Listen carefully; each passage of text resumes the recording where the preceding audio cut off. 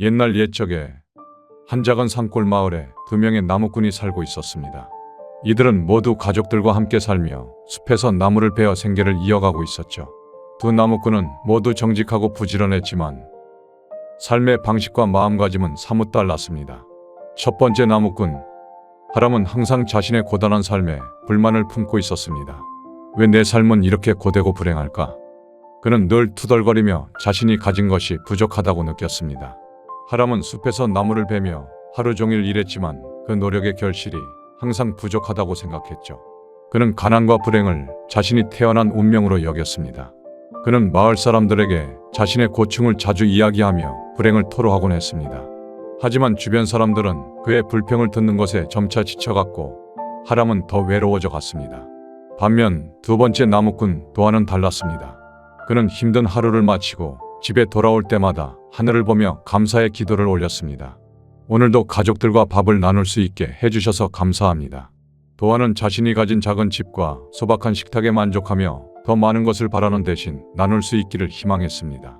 그는 마을 사람들에게도 자주 도움을 베풀었습니다. 누군가 병이 나면 약초를 가져다 주고 누군가 어려움에 처하면 함께 해결책을 찾아주곤 했습니다. 덕분에 도안은 마을 사람들 사이에서 신뢰받고 존경받는 존재가 되었습니다. 어느 날 두 나무꾼은 동시에 세상을 떠나게 되었고 신 앞에 서게 되었습니다.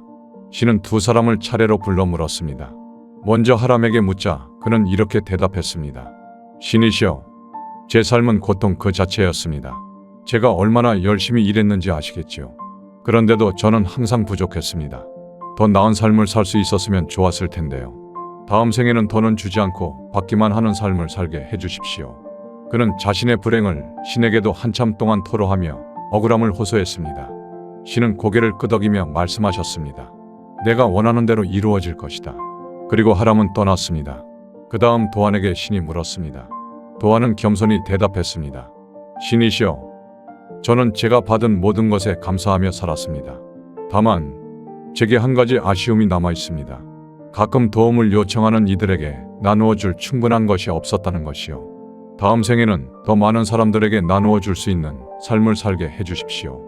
도안은 자신의 삶에서 느낀 부족함을 겸허히 받아들이며 다음 생에서의 소망을 이야기했습니다. 신은 미소 지으며 대답하셨습니다. 내가 바라는 대로 이루어질 것이다.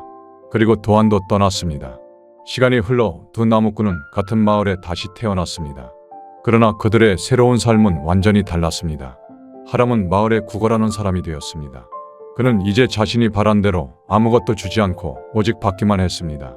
마을 사람들은 처음에는 그를 도와주었지만 시간이 지나자 그의 탐욕과 불평이 여전하다는 것을 깨닫고 점차 그를 외면하게 되었습니다. 그의 손에 쥐어진 동전들은 그의 외로움과 결핍을 채울 수 없었습니다. 하람은 매일 고독 속에서 자신이 바란 삶이 왜 이렇게 허무한지 고민하며 지냈습니다. 반면 도안은 마을의 가장 존경받는 부자가 되었습니다. 그의 집은 항상 열려 있었고 배고픈 이들은 그의 집에서 따뜻한 식사와 쉼을 얻을 수 있었습니다. 그는 자신의 재산을 마을 사람들과 나누며 그들을 도왔고 마을 전체가 그의 덕분에 번영을 누리게 되었습니다. 도안은 자신이 가진 것을 나눌수록 삶이 더욱 풍요로워지고 사람들의 웃음소리가 끊이지 않는다는 것을 깨달았습니다. 그는 마을의 아이들에게 배움의 기회를 제공하고 어려움에 처한 이들에게는 재정적인 도움을 아끼지 않았습니다. 그의 선행은 세대를 넘어 마을의 전통으로 자리 잡았습니다. 이 이야기는 우리에게 중요한 교훈을 줍니다. 삶은 우리가 선택한 태도와 행동에 따라 달라진다는 것이죠. 하람은 자신의 부족함만을 보며 불평했지만 도안은 자신이 가진 것에 감사하며 더 나누기를 바랐습니다. 결국 두 사람의 마음가짐이 그들의 운명을 바꾼 것입니다. 도안의 이야기는 단순히 나누는 것만이 아니라 나눔이 사람들 사이에 신뢰와 사랑을 쌓아간다는 것을 보여줍니다. 여러분도 삶에서 감사할 것을 찾고 나눌 수 있는 것을 찾아보세요. 감사와 나눔은 우리의 삶을 풍요롭고 아름답게 만들어주는 열쇠입니다. 진정한 분은 우리가 가진 것을 나누는 데서 비롯된다는 사실을 잊지 마세요. 오늘 작은 친절의 씨앗을 심는다면 내일은 그것이 커다란 행복의 나무로 자랄 것입니다. 그리고 그 나무는 여러분의 삶뿐만 아니라 주변 사람들의 삶까지도 풍요롭게 만들 것입니다. 함께 웃고 나누는 삶이야말로 진정한 행복을 가져다 준다는 사실을 마음속 깊이 새겨보세요. 오늘 이야기가 마음에 울림을 주었다면 좋아요와 구독 버튼 꼭 눌러주세요. 여러분의 관심과 사랑이 더 많은 이야기를 만드는 큰 힘이 됩니다. 혹시 여러분도 삶에서 감사와 나눔을 실천했던 특별한 경험이 있다면 댓글로 나누어 주세요. 여러분의 이야기가 또 다른 누군가에게 큰 영감을 줄지도 모릅니다.